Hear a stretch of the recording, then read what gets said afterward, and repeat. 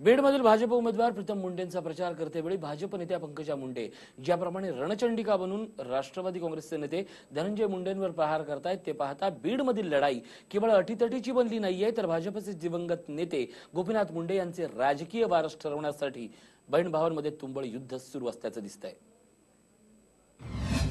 लहानपणी एकत्र खेळलेले बहीण भाऊ झाले वैरी।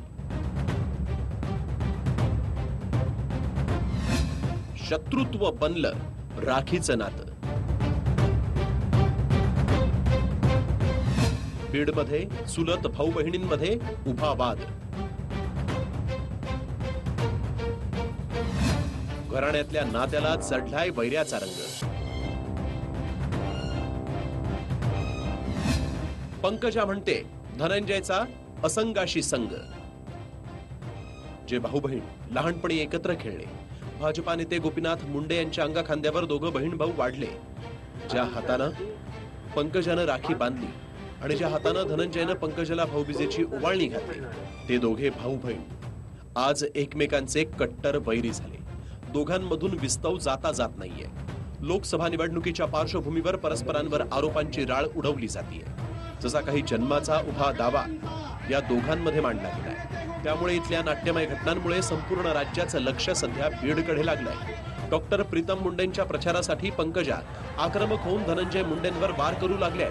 रविवारी झालेल्या जाहीर सभेत पंकजांनी धनंजय मुंडेंवर घणाघात केला। तक्रार आमदार आता तोडपाणी नेते तक्रार आमदार असली गॅंग झाल्यावर काय? मुंडे साहेबांनी जीवनामध्ये सामान्य माणसासाठी लढा दिला। ते मुंडे साहेबांचा वारसा होऊ शकते तोडपाणी करणारे लोक?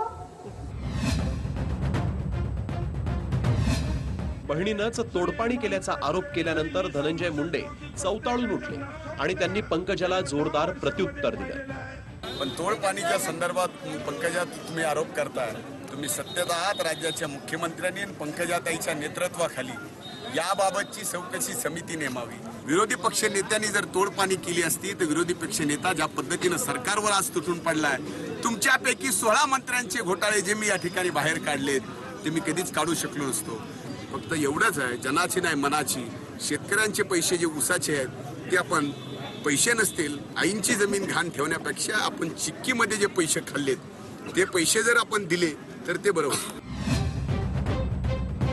बीडमधील राजकीय लढत रंगतदार होऊ लागली असतानाच गेल्या महिन्यात धनंजय मुंडेंचे खंदे समर्थक आणि राष्ट्रवादीचे माजी नगरसेवक पांडुरंग उर्फ तात्या गायकवाड यांची हत्या झाल्यानं बीडमधल्या राजकारणाला एक वेगळंच वळण लागलं।